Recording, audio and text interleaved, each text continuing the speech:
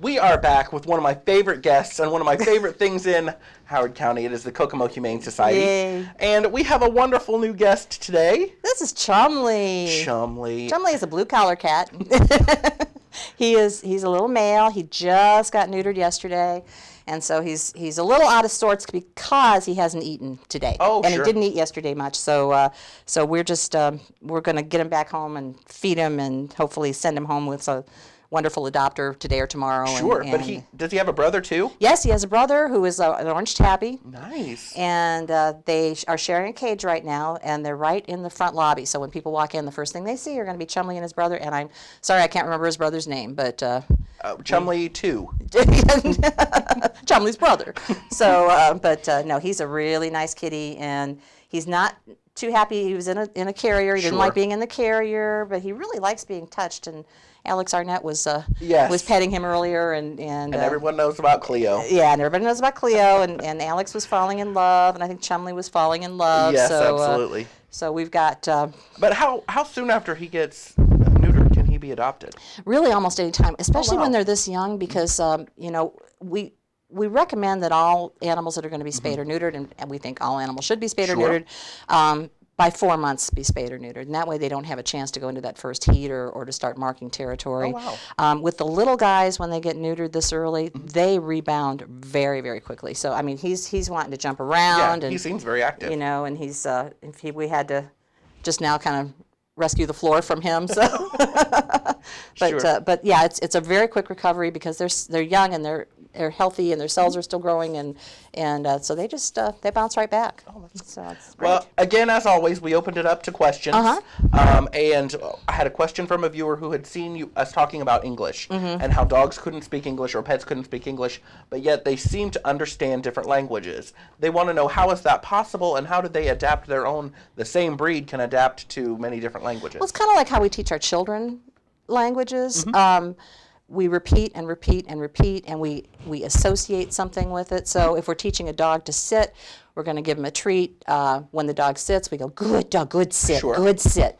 And they're going to go, oh, sit means treat. Sit means getting my rear end on the floor. Okay, I can do this, I can do this. So they learn it by repetition. Okay. And that is why you need to be consistent when you're training your animal. And that's why the language barrier isn't there. It's still the same. There, right. It doesn't matter if it's French or German or English. If you say sit, sit, sit, they're going to sit. Sure. And I always get kind of and I think I mentioned this, get kind of irritated at people who are not really familiar with dogs, and they'll come in and they'll take a dog out and then they'll go, sit, sit, sit. And the dog's going, what do you want me to do? I don't get what you're saying. Yeah. So, and it's because they need to be taught. Sure. They can't be good if they don't know the rules, and so you have to just repeat, repeat, and make it positive. There's no smacking them, no newspapers on the nose, nothing like that. They're just like your child. Yes. Our kids have to be trained as well to do picking up their toys, to do their chores, normal everyday stuff. Right. Pets are the same. Right. And we are firm believers in positive reinforcement and no pain to train. So training collars that pinch the neck, we don't approve of at all. Sure. So we want animals to enjoy, and they Those look dangerous. They do. They want to please you. So that's part of the human animal bond, and so they want to please you. And if you keep telling them to sit, and you go, good puppy, when they sit, they're gonna sit. They're gonna be like, I want that treat. Oh, I love you. Yeah, or even just giving them a little bit of kibble rather than Sure. Sometimes those treats, I'm not sure what they're made of. They look like they might have some plastic in them or something. So if you just give them a little bit of their regular dog food, Sure. and make that a treat. Also, that comes from your hand, and that kind of discourages food aggression, because a lot of dogs, wow. especially dogs that come to us that have not been fed well or have not been fed regularly, will guard their food, and so we want to let them know that comes from us.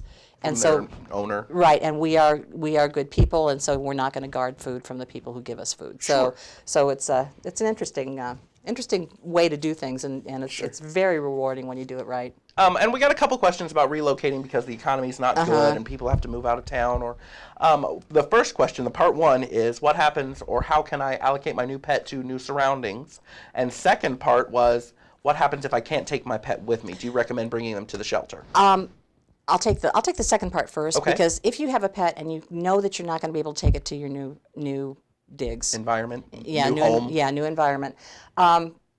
Try to find a home for the pet on your own. We like to think of ourselves as a court of last resort. We don't we are concerned about animals coming into us that may not be able to find another home. So if you have relatives, if you have friends, you may run out of all your friends and relatives, but if there's a possibility of you finding a new home, there are a couple of Facebook pages in town where people can look for pets. I'm not sure I recommend Craigslist. I've seen a lot of not very good things happen with Craigslist. And you still want people to be picky. Yes, absolutely. You want your pet taken care of the way you would do it. Right. And, and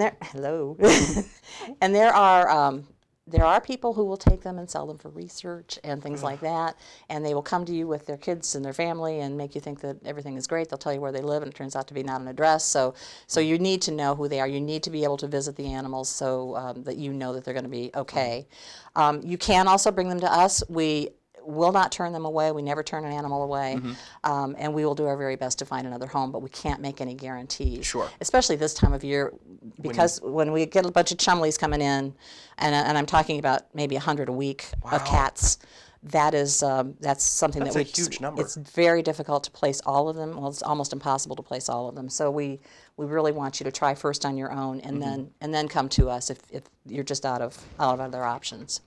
So as far as getting used to a new apartment, my recommendation would be to keep them in a new home, whatever, to keep them in a small place, find a room where you can keep your dog or cat, just so they can get used to that one place, and then kind of open it up a little bit at a time so that they'll understand that this is what home is. Sure. And cats, we always recommend to be kept indoors. Dogs always on a leash when you take them outside. Because they're not used to the environment either. Right, they're not used to it, and we've heard lots of stories about dogs and cats heading home. And sometimes home is several hundred miles away, and we've heard about them getting there. So you really don't want to lose them that way. And if they don't know where home is, they can't get back. So give them plenty of time. Again, that nice small space for cats with their litter box and their food. Don't want them right next to each other, but a laundry room or even a large bathroom would be great. And just give them that time. And then when you come home, kind of introduce them to the rest of the house. So it's just like any of us when we're in a new space. We kind of stop. Where am I? What am I doing? And then we start to move around and be more comfortable. So, and when we just moved about 3 years ago, and I brought my cats, and they would wander around the house. Oh, where's my house? Yeah, they didn't know where they were. It didn't smell like them. So cats and dogs both like things to smell like them, even if you don't always want things to smell like them. So if you just kind of leave them in a place where they can feel comfortable, get lie down. Yeah, just get kind of juxtaposed as to where they need to be. So. And a big topic. You know what it is. Euthanasia? Euthanasia. There's all kinds of questions. The biggest one is, why aren't you a no-kill shelter? And again, I do want her to answer this question, but it's a long, drawn-out conversation that would take days and days and days to explain exactly what they do. So I'm going to give this to you, and you can do it as brief or as quickly as you want. And again, we'll touch on the topic because I've got so many questions, specific questions, but today, let's just explain what it is and why you have to do it, and maybe why you're not the no-kill shelter. Number one, no-kill is we like to call it a myth. There are organizations that do not euthanize, but sometimes they take animals that need to be euthanized somewhere else to be euthanized, maybe to a veterinarian or maybe to another shelter. So I don't like using that term. I think it insults my staff, who are very caring, animal-loving people. And so to call a shelter no-kill, we call them limited admission. Sure. And those of us in the animal sheltering business call them limited admission. They are able to pick and choose who they take in. So the most adoptable animals will be coming in. Okay. And then they'll be able to find homes for them. And we have no problems with that. We think that's great. And it is a national conversation, by the way. It's not just local. There are shelters that euthanize and shelters that euthanize all around the country. With the limited admission, they can pick and choose, and then where these other animals go. They usually come to a shelter like ours. We are open admission. We do not turn animals away. We receive about 70 to 80 animals a week. So when we get an animal that is aggressive, we are probably not going to turn that animal back into the community. When we get an animal that is really sick and we don't have a veterinarian on staff, we are going to put that animal, try to end its suffering through euthanasia. Sure. And so those are our first criteria for euthanizing. If an animal's aggressive, if or has some behavior issue that is not going to be appropriate in the community, we'll euthanize. If an animal is really ill, if an animal is really, really ancient and no one has come forward to claim that animal, we will not be able to place that animal probably. Sometimes we'll have someone come forth and want a 15-year-old dog, and we think they're angels. We think they're wonderful. But so we really are careful about who we euthanize. And there's a process that you guys go through. It's not just, no, this is a process you guys go through, a painstaking process. Yes, and it is not only painstaking, but it is painful. Right. It is not something we want to do, and I get very offended again about people who say, well, you just want to kill them, because that is not our goal. That is never our goal. Our goal is to get them back out into homes. Absolutely. Our goal is not to keep them forever, because that's not good for them either. We want them to be in homes. They shouldn't, we get some flack about our new shelter that we're hoping to build soon, that it doesn't really hold that many more animals than the shelter that we have now. But being in a shelter is not our goal. Our goal is to get them into homes, and so we hope to be able to move them into homes more quickly, and thus, take animals in. I'm getting a bath. As far as, another problem is that last year, in October, we received 253 cats and kittens. In September, 1 month. In 1 month. In September, we received 244,000. That's 500 cats in 2 months' time. Placing that number of cats is, I'm going to have to say, impossible. Especially in a smaller community like this. But you do share between organizations. There is that. So I don't want people to just jump all over the Humane Society and say, oh, wow. Right. And another thing, too, with cats is cats are a problem everywhere. We have tons and tons and tons of cats, and we'll call another shelter and see if they have room, and they've got tons and tons and tons of cats. So the most important thing, I think, is to get animals spayed and neutered. Just like Bob Barker always said. Broken record here, and we will talk spaying and neutering until we fall over, and carried out feet first. But to get those animals spayed and neutered so they're not born in the first place, and that's our goal. Our euthanasia rate has plunged since we started getting them all spayed and neutered, and have been able to do some sharing with other shelters. And so we have gone from, when I first got to the animal shelter in 2006, we were euthanizing 2/3 of our animals or more. We're down now to 1/4 of our animals, and we want to go down further and further. Yes, he's happy about that. And we do work with limited admission shelters, and we've got a couple of great ones that love our animals, and just being in a different community sometimes, a different demographic helps get these animals to other homes.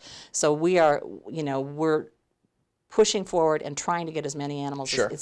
I won't say it's aggressive, but it's certainly assertive that we're trying to get animals into new places and get them out into homes where they belong. They don't belong in a shelter. They don't belong on the street. Sure. They need to be in a home. And again, it's not a real easy answer, and it's not an easy topic to talk about, but there's a lot more involved, and I don't know the details. I mean, there's very limited knowledge that I even have, but there's a lot that goes into exactly how you have to do the process that goes behind it, the criteria. Yes. And trust me when I tell you guys this, that I've been involved just in a small amount, that I know that it is a painstaking process that they go through to make sure that these pets are adopted, that they get the families that they need. It's not just a matter of, it is what it is. It's a circle of life. Those are so easy for people to say, but that's not the case. And that's not what we do.